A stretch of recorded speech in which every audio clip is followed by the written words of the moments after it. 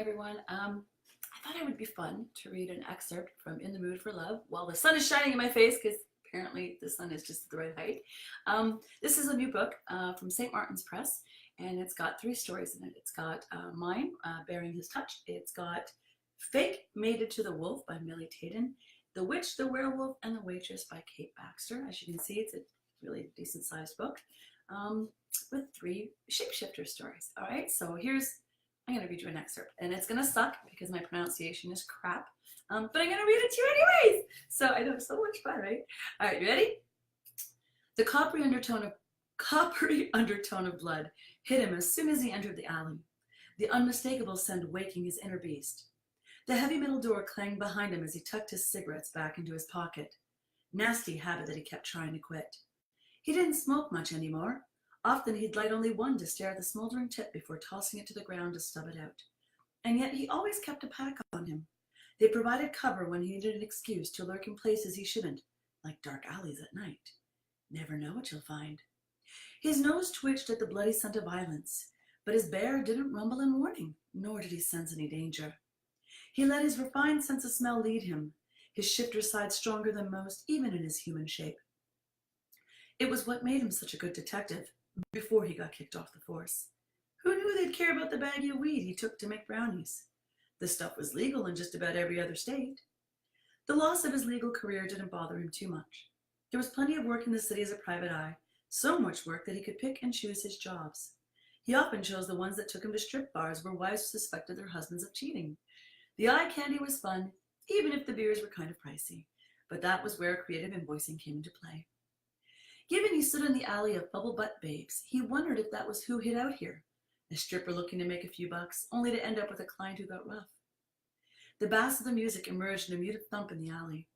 While it was close to the witching hour, the street out front still had a decent amount of foot traffic. If someone wanted privacy, then there were a few places to hide. The alley itself was a dead end, finishing in a rolled-down garage door which was currently bolted.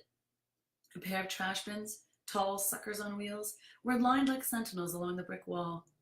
They might have been empty that morning, but the smell clung, a miasma that made his inner beast grunt in annoyance. Smells bad. Yes, it did.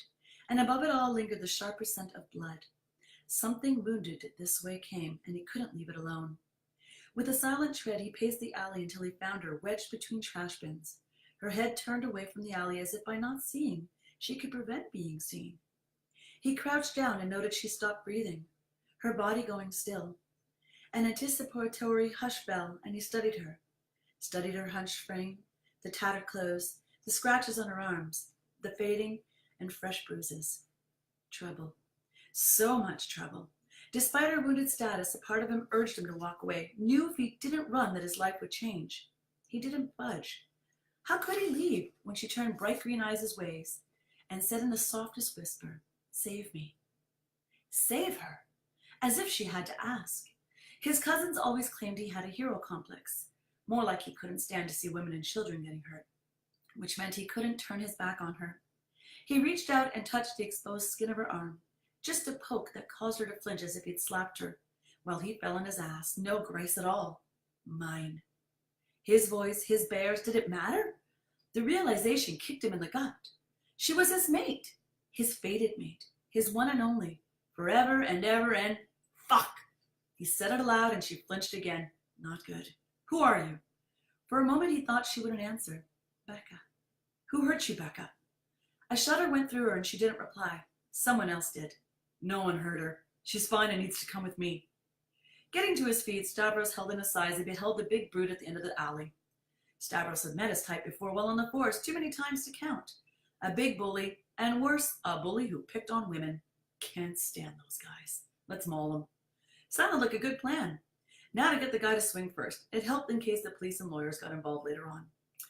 I'm afraid I can't allow her to go anywhere with you. The guy with the goatee sneered. This is none of your business. Actually, it totally was. She'd become his business the moment he set eyes on her. And even if she weren't his mate, he'd still get in this asshat's way, just on principle. I'm making this my business. See, I've got a problem with guys who think it's okay to hit girls. My mother always taught me, usually with a wooden spoon, that only pussies and cowards hit women. You meddle in things you don't understand. The crack of knuckles was probably meant to intimidate. This goon had obviously never met his Uncle Marcus. I think you should leave before I teach you a lesson in how to treat a lady. I think your face needs rearranging. The brute began stalking towards him, and Stavros felt more than heard the woman rise behind him. She stepped around his frame, careful not to touch any part of him, her arms hugging her body. I'm coming, Brian. Don't hurt him. He was just trying to help me. Did she seriously think he was going to allow her to hand herself over to this douchebag? Get behind me, he ordered. Eyes the color of spring grass looked at him with weary resignation. I appreciate what you're trying to do, but I won't let you be hurt on my account. She didn't get to decide that.